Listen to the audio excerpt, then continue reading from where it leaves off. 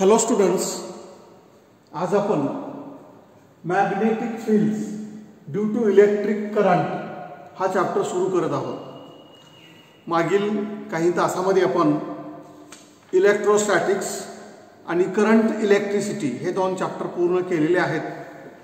आज आपण सुरू करतो आहोत तो चॅप्टर आहे magnetic fields due to electric current. सुरुवातीला या चॅप्टरसाठीचे इंट्रोडक्शन काय ते बघूया। ओरस्टेडचं एक्सपेरिमेंट आपण ऑलरेडी अभ्यासलेला आहे, त्याचा संदर्भ इथे घेतलेला आहे। According to Oersted experiment, if electric current is allowed to pass through a conductor, magnetic field is produced around it. म्हणजे एखाद्या कंडक्टरमधून करंट पास होतोय। करंट म्हणजे काय आहे तर charges are in motion. Charges मोशनमध्ये आले की करंट तयार होतो आणि त्यामुळं मॅग्नेटिक फील्ड तयार होते। आणि म्हणून ओरस्टेडने हे लक्षात आणून दिलं, moving charges produces magnetic field. आणि मग मुव्हिंग चार्जेसमुळं असणारं मॅग्नेटिक फील्ड जे आहे त्याची दिशा कशी काढायची ते राईट हँड थंब रूलने आपण ठरवतो। एखाद्या कंडक्टरमधून करंट पास होतो आहे, तो कंडक्टर राईट हँडमध्ये आपण पकडणार, थंब स्ट्रेच करणार। राईट हँडमध्ये पकडल्यानंतर, उजव्या हातामध्ये पकडल्यानंतर हाताची बोटं ज्या दिशेने आहेत, कर्ल फिंगर्स, ती दिशा म्हणजे मॅग्नेटिक फील्ड। पण कधी जर अंगठा हा करंटच्या दिशेने असेल तर मी तुम्हाला डेमो दाखवतो, मग आपण बघूया। Students, right hand thumb rule याचा डेमो दाखवतो पहा।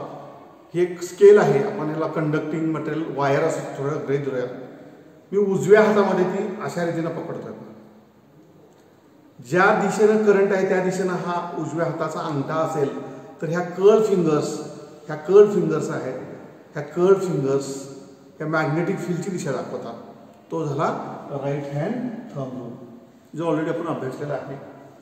आणखी एक मुद्दा पुढे येतोय, moving charges produces magnetic field.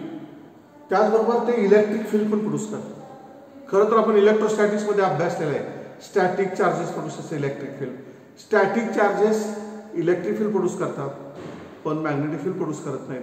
पण चार्जेस मोशनमध्ये आल्या, moving charges produces both magnetic field as well as electric field. इथे एक महत्त्वाचा मुद्दा पुढे येतोय पहा, जो चार्ज मूव्ह होतो तो मॅग्नेटिक फील्ड प्रोड्यूस करतो, त्याबरोबर तो इलेक्ट्रिक फील्ड पण प्रोड्यूस करतो। एवढा पार्ट आपल्या इंट्रोडक्शनमध्ये दिलेला आहे।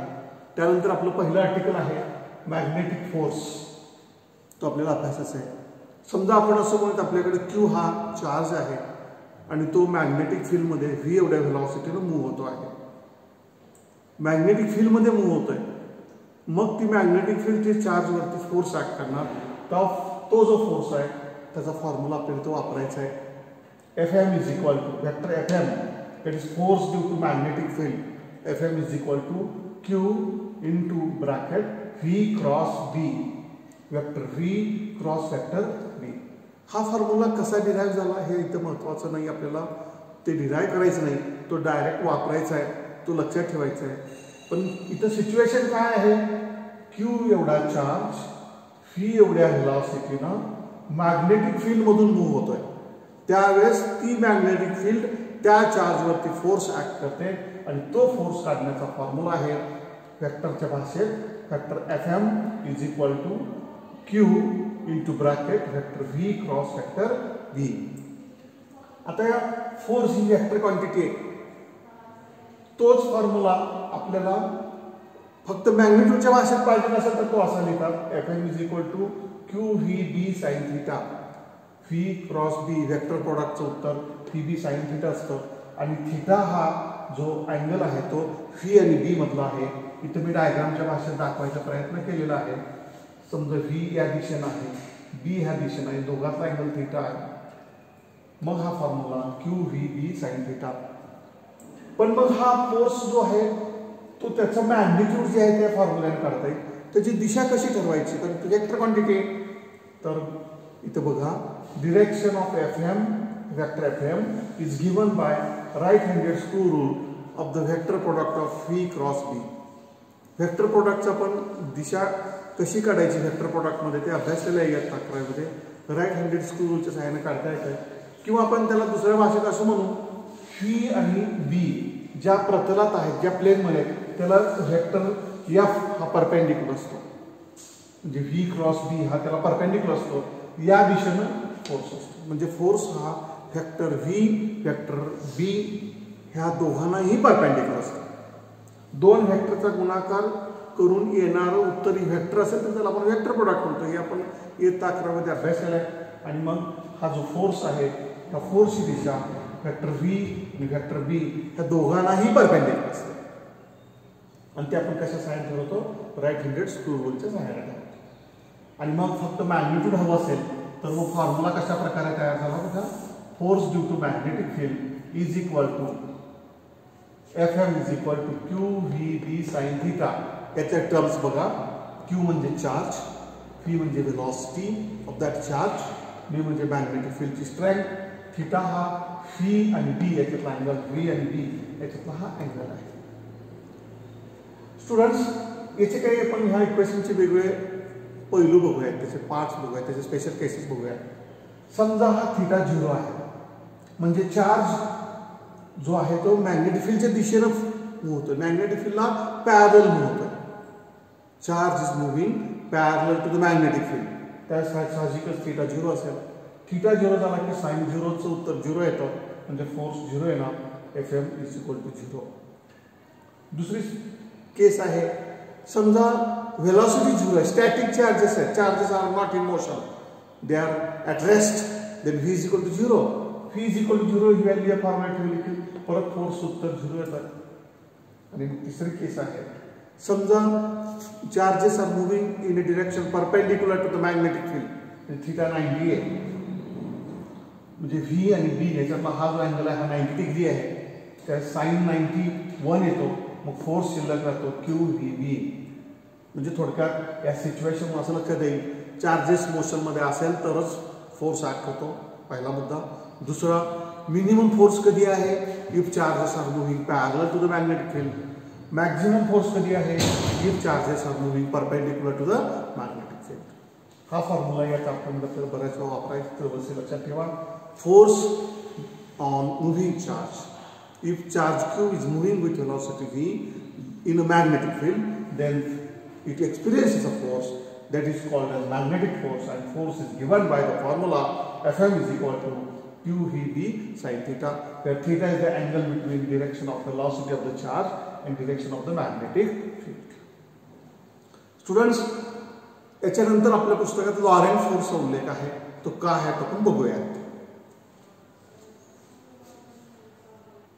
Yes students, next point आहे Lorentz force.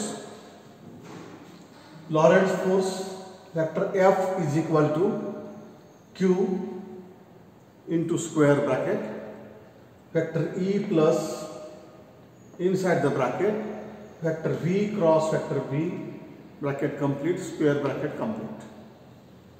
If we multiply by the Q inside the square bracket, then we get Q vector E plus Q into bracket vector V cross vector B.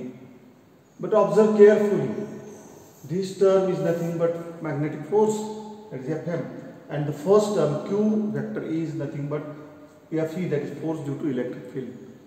And this is the formula for Lorentz force, which we have to utilize in this chapter directly. We are not supposed to derive the formula. Remember the formula. Lorentz force means force due to electric field as well as magnetic field. Lorentz force is the vector sum of vector Fe and vector Fm. Fe is the force due to electric field, Fm is the force due to magnetic field. Q ह्या चार्जवर असणारा force due to electric field as well as due to magnetic field, ह्या दोघांची बेरीज आहे, summation आहे, vector sum आहे, इथं वेक्टरची बेरीज आहे, आणि तो म्हणजे फोर्स, तो फोर्स म्हणजेच लॉरेंट्स फोर्स आहे. इथे लक्षात काय फॉर्म्युला बघा, हा फॉर्म्युला व्यवस्थित लक्षात ठेवा. Vector F is equal to vector F म्हणजे Lorentz force, Q vector E plus Q into bracket V cross Q E. Q म्हणजे चार्ज, E म्हणजे इलेक्ट्रिक फील्ड इंटेन्सिटी. इथं आपण ह्या टर्म्स आता पाहिल्या, याला म्हणायचं आहे लॉरेंट्स फोर्स, म्हणजे इलेक्ट्रिक फील्ड आणि मॅग्नेटिक फील्ड दोघांमुळे असणारा फोर्स त्याला लॉरेन्स फोर्स असं म्हणायचं. त्यानंतर आपल्या ह्या मॅग्नेटिक फोर्स ह्या टायटल खाली आणखी एक फॉर्म्युला आपल्याला अभ्यासाचा तो आहे force acting on current carrying conductor. आपण आता करंट कॅरिंग कंडक्टर पाहणार. आतापर्यंत चार्ज मूव्ह होतात असं म्हणतो. आता फरक काय झाला, करंट कॅरिंग कंडक्टरवरचा फोर्स किती. Force acting on current carrying conductor. If A current carrying conductor is placed in a magnetic field, then it experiences a force, and that force is given by the formula vector F is equal to I into bracket vector L cross vector B. हाच formula मॅग्निट्यूडच्या भाषेत F is equal to ILB sin theta, किंवा आपण हे rearrange करून BIL sin theta असं पण लिहू शकतो. BIL sin theta, ILB म्हणा BIL म्हणा, दोन्हीचा अर्थ एकच आहे, मीनिंग बदलत नाही. हा फॉर्म्युला पण आपल्याला बऱ्याच वेळा वापरायचा, लक्षात ठेवा. पण कुणावरचा फोर्स आहे हा, करंट कॅरिंग कंडक्टरवरचा. मगाशी पाहिला तो मुव्हिंग चार्जवरचा पाहिला. आता कुठला फोर्स आहे, force experience by current carrying conductor placed in a magnetic field, आणि तो फॉर्म्युला म्हणला की ILB sin थीटा किंवा BIL sin थीटा. तसंही लक्षात ठेवा, तुम्हाला जे सोयीचं वाटतंय त्याप्रमाणे लक्षात ठेवा. याच्या पण दोन केसेस आहेत ते बघायचे. समजा थीटा 0 आहे, याचा अर्थ व्हेक्टर एल आणि व्हेक्टर बी एकमेकाला पॅरलल आहे. हा थीटा जो अँगल आहे तो व्हेक्टर एल आणि व्हेक्टर बी मधला अँगल आहे. ह्यातला जो अँगल आहे तो थीटा 0 आहे, म्हणजे ते एकमेकाला पॅरलल आहे. तसं असेल तर साइन थीटा 0 येईल, फोर्स 0 येईल. समजा हे दोघे एकमेकाला परपेंडिक्युलर आहेत, म्हणजे थीटा 90 येईल, साइन थीटा 1 येईल, फोर्स येईल ILB. हा मिनिमम फोर्स आहे, हा मिनिमम फोर्स आहे. तर हा कसा आहे, मॅक्झिमम फोर्स आहे. म्हणजे करंट कॅरिंग कंडक्टर आणि मॅग्नेटिक फील्ड एकमेकाला परपेंडिक्युलर असतील तर मॅक्झिमम फोर्स असतो, आणि करंट कॅरिंग कंडक्टर आणि मॅग्नेटिक फील्ड एकमेकाला पॅरलल असतील तर मिनिमम फोर्स असतो, असं लक्षात ठेवायचं आहे. आणि त्याचबरोबर हा जो फोर्स आहे या फॉर्म्युला याचं मॅग्निट्यूड मिळेल, म्हणजे दिशा कशी ठरवायची. त्यासाठी आपल्याला अभ्यासाचा आहे तो आहे फ्लेमिंग्स लेफ्ट हँड रूल. कोणता रूल अभ्यासाचा आपल्याला, फ्लेमिंग्स लेफ्ट हँड रूल. याच्या सहाय्यानं या फोर्सची दिशा काढता येते आपल्याला. फ्लेमिंग्स लेफ्ट हँड रूल काय सांगतो बघा, मी स्टेटमेंट अगोदर वाचून दाखवतो, म्हणून दाखवतो, आणि त्यानुसार आपण लक्षात कसं ठेवायचं त्याचे हिंट पण देतो, तो क्लू पण देतो. Stretch thumb, four finger, middle finger of left hand such that they are mutually perpendicular to each other. They are mutually perpendicular to each other. Thumb, forefinger, middle finger, they are mutually perpendicular to each other.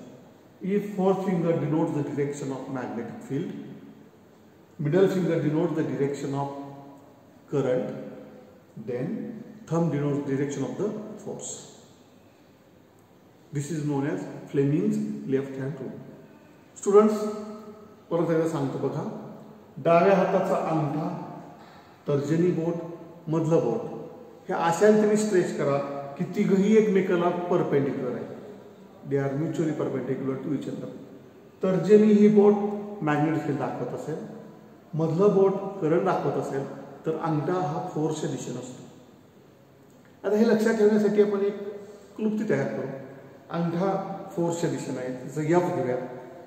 तर्जनी magnetic field दाखवते, त्याचं B घेऊयात, B ही magnitude घेऊयात त्याचं, आणि करंटचा I घेऊयात. इथे एक टर्म तयार झाली पाहिजे FBI. विनोदानं आपण असं म्हणूया, फर्ग्युसन बॉईज आर इंटेलिजंट. एक क्लुप्ती म्हणून. फर्ग्युसन कॉलेज पुण्यामधलं फेमस जुनं कॉलेज आहे, फार मोठं कॉलेज आहे. Fergusson boys are intelligent. FBI. तुम्ही गर्ल स्टुडंट्स आहात, तुम्हाला बॉईज इंटेलिजंट म्हणायला नको वाटत असेल तर तुम्ही FBI क्लुप्ती लक्षात ठेवा. It depends on you. Me just तुमच्याकडं मांडलंय, काय शिकायचं ते तुम्ही कसं लक्षात ठेवायचं तुम्ही स्वतः ठरवायचं आहे. FBI असं तरी लक्षात ठेवा. हा सिक्वेन्स लक्षात ठेवा. अंगठा म्हणजे फोर्स, हे म्हणजे तर्जनी म्हणजे मॅग्नेटिक फील्ड, आणि मधलं बोट म्हणजे करंट. त्याला म्हणायचं आहे फ्लेमिंग्स लेफ्ट हँड रूल. परत एकदा बघा, मी स्टेटमेंट सांगतो आहे. Stretch thumb, four finger, middle finger of left hand in such a way that they are mutually perpendicular to each other. If forefinger denotes direction of magnetic field, middle finger denotes direction of electric current, then thumb denotes the direction of the force. This is known as Fleming's left hand rule. आणि याच्या सहाय्याने आपल्याला हा force काढता येतो. Students, आत्ताच्या ह्या लेक्चरमध्ये आपण इंट्रोडक्टरी पार्ट पाहत मॅग्नेटिक फोर्स आणि त्यात येणारे वेगळे फॉर्म्युले पाहिले आहेत. या चॅप्टरमध्ये आपल्याला ते पुढे वापरायचे, ते व्यवस्थित लक्षात ठेवायचे, त्याची दिशा कशी ठरवायची, त्याचं मॅग्निट्यूड कसं काढायचं ते व्यवस्थित लक्षात ठेवायचं आहे. इथं मॅग्नेटिक फील्ड इंडक्शन याचा सिम्बॉल आपण बी घेतो आहोत. त्याचं SI युनिट आपल्याला माहिती आहे, टेस्ला हे आहे किंवा वेबर/मीटर² आहे. बऱ्याच वेळा त्याची व्हॅल्यू गॉसमध्ये देतात. गॉस हे SI युनिट नाही आहे, पण टेस्ला आणि गॉसमधलं रिलेशन माहिती असलं पाहिजे. 1 tesla is equal to 10⁴ gauss हे रिलेशन वापरून आपल्याला ते कन्व्हर्जन करता येतं. पण बेसिकली आपल्याला लक्षात ठेवायचं ते SI युनिट, आणि SI युनिट आहे एक तर टेस्ला किंवा magnetic magnetic flux per unit area म्हणतो, पण त्याच्या अनुषंगानं वेबर/मीटर² हे पण युनिट वापरलं तर चालतं. आजच्या तासाला पण इथंच थांबूया.